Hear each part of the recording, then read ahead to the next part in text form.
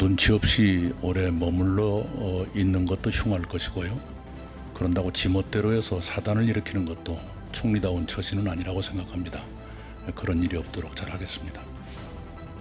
이낙연 국무총리의 여의도 복귀설 올 초부터 꾸준히 제기됐습니다. 그런데 현재 돌아가는 상황을 보면 연말 또는 연초 복귀 가능성이 한층 커진 분위기입니다. 이해찬 민주당 대표와 공동 선거대책위원장을 맡아서 민주당 총선을 진두지휘할 수 있다는 분석 아닌 분석도 나옵니다. 이낙연 총리의 복귀 여부와 맞물려서 함께 여의도로 돌아갈 또는 여의도로 넘어갈 장관급 인사에도 관심이 쏠립니다. 어제도 전해드렸지만 각 부처 장관 중 이 총선 출마 의사를 공개적으로 내비친 건 유은혜 부총리와 김현미 장관 정도입니다. 네, 제가 출마를 안 한다고 말씀드린 적은 한 번도 없습니다. 출마한다는 생각에는 변함이 없고요. 제가 언제까지 장관을 할지에 대해서 아까 박덕흠 의원님께서 물어보셨는데 그것은 임명권자의 뜻에 따르겠다 이렇게 말씀드렸습니다. 안 할 수도 있다 그런 뜻이네요. 출마를 해야죠. 네.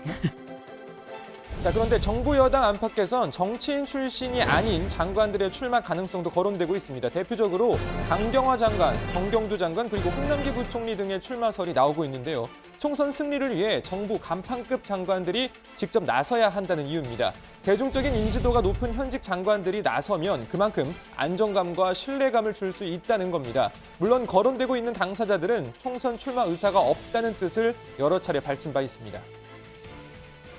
예, 제 거취에 대해서 여러 가지 소문은 있습니다만 제가 정식으로 들은 바는 한 번도 없고 저도 생각이 전혀 없습니다. 저는 절대 그런 생각을 해본 적이 없습니다. 왜 총선 얘기를 이 자리에서 하십니까? 부총리께서도 21대 총선 출마설이 나돌더라고요. 맞습니까? 전혀 저는 뭐 관심 없습니다. 경제 살리기도 지금 굉장히 시간이 절박. 힘들죠?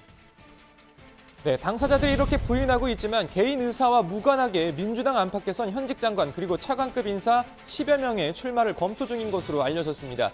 민주당은 이번 총선을 이겨야 문재인 정부의 성공과 재집권도 가능하다라는 입장입니다. 그러니까 총선 승리를 위해선 쓸 수 있는 모든 카드를 다 써야 한다는 생각인 겁니다. 재집권할 수 있느냐 없느냐를 가늠할 수 있는 매우 중요한 선거를 치르게 됩니다. 내년에 선거를 이겨서 문재인 정부를 성공을 시키고 2022년에 재집권하는 것이 나라를 위해서는 정말로 중요한 하나의 과정이라고 생각하고 있습니다. 오늘 국회에선 이른바 총선 험지 출마 예정인 전직 문재인 정부 고위 관료를 포함한 외부 인사들의 민주당 입당식도 있었습니다. 김용진 전 기획재정부 차관은 경기도 이천, 황인성 전 민주평통 사무처장은 경남 사천남의 하동에서 또 김학민 순천향대 교수는 충남 홍성 예산에서 출마할 계획입니다. 이천 시민들과 함께 이천의 새로운 미래 그리고 발전을 위한 엔진에 이제 시동을 걸고 집권 여당의 힘을 확실히 불어넣겠습니다. 제 고향 사천남의 하동을 변화시켜 나가겠습니다.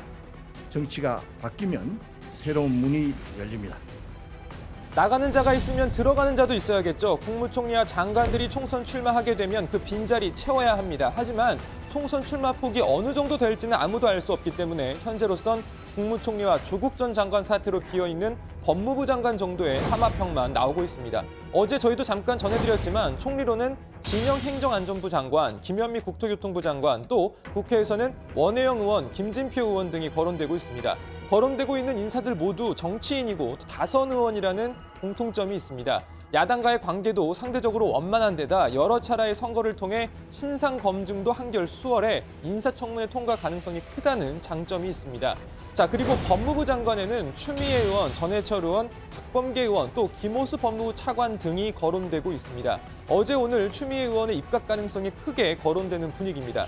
하지만 인사라는 게 예측이 꼭 들어맞는 건 아닙니다. 결국 최종 결정은 인사권자가 하는 거니까요. 후임 총리는 어떤 사람이 돼야 된다고 생각하십니까? 글쎄 여러 사람 거론되는데 그건 대통령께서 결정할 문제지 네. 제가 결정할 문제는 아닙니다. 예를 들어서